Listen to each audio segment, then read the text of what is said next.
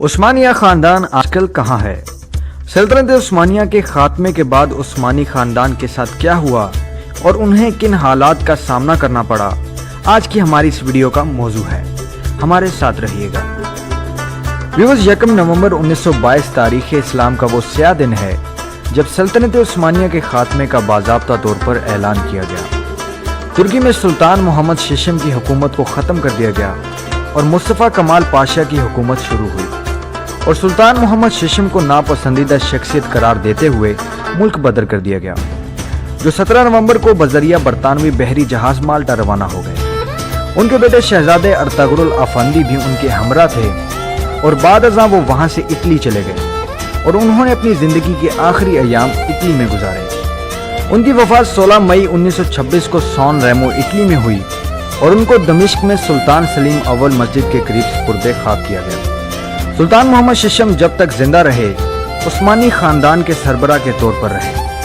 دوسری جانب 19 نومبر 1922 کو ان کے قریبی عزیز عبد المجید ثانی کو نیا خلیفہ چنا گیا، جو 1924 میں خلافت کے خاتمے تک یہ ذمہ داری نبھاتے رہے۔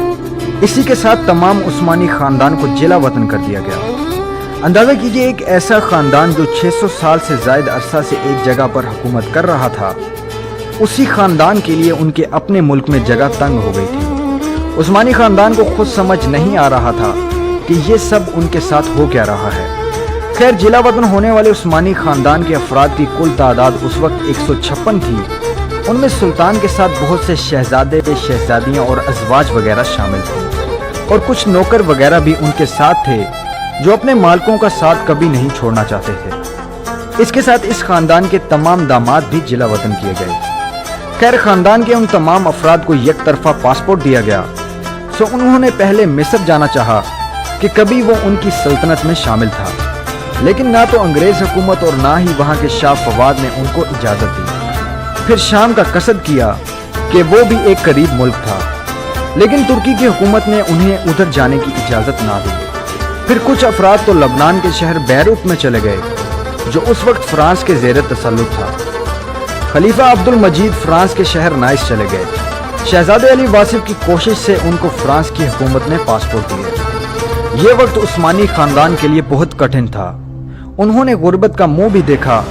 وہ تو اپنا ساز و سامان اور روپیہ پیسہ بھی اپنے محلوں میں چھوڑ آئے تھے کہ عوام کی مداخلت اور تعاون سے وہ جلد ترکی واپس آئیں گے، لیکن ایسا نہیں ہو سکا۔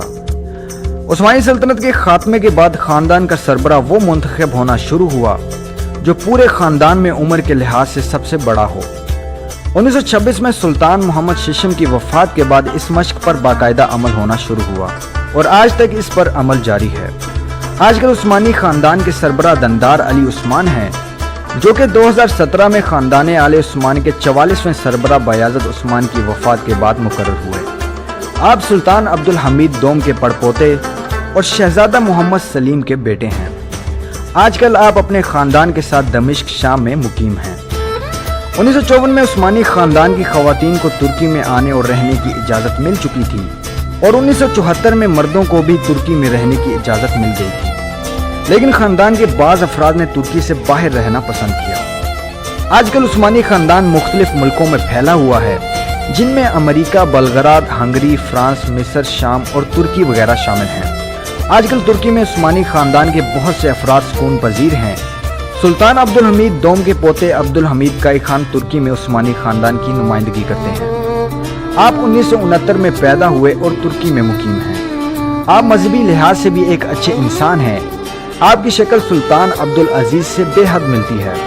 آپ وہی ہیں جنہوں نے تیمز اور محتشم سیریز پر کیس بھی کروایا کہ یہ ہماری تاریخ کو خراب کر کے سلاطین کا چہرہ غلط انداز میں پیش کر رہے ہیں، لیکن اس کا کوئی خاطر خواہ فائدہ نہیں ہوا، کیونکہ وہ ہر کس کے آخر یا شروع میں کہتے ہیں کہ یہ فکشن ہے جس کا تاریخ سے کوئی تعلق نہیں۔ پھر بھی ہم میں سے اکثر افراد اسے درست تاریخ مان کر عثمانی سلاطین کو برا بھلا کہتے ہیں۔ کچھ مزید افراد میں سے شہزادی نیل خان عثمانی، ناز عثمانی اور شہزادے یوز سلیم عثمانی بھی ترکی میں مقیم ہیں، اور یہ تینوں سلطنت عثمانیہ کی 34ویں سلطان عبد الحمید دوم کی نسل میں سے ہے۔ ان سب کے علاوہ عثمانی خاندان کے بے شمار افراد ترکی میں موجود ہیں، جن میں سے کچھ افراد کا تعلق سلطان محمد ششم اور سلطان محمد پنجم کی نسل سے ہے۔ لیکن زیادہ تر افراد کا تعلق سلطان عبدالحمید دوم کی نسل سے ہے۔ یہ خاندان اب اتنا وسیع ہو چکا ہے کہ سب کے بارے میں اس ویڈیو میں بتانا ناممکن ہے۔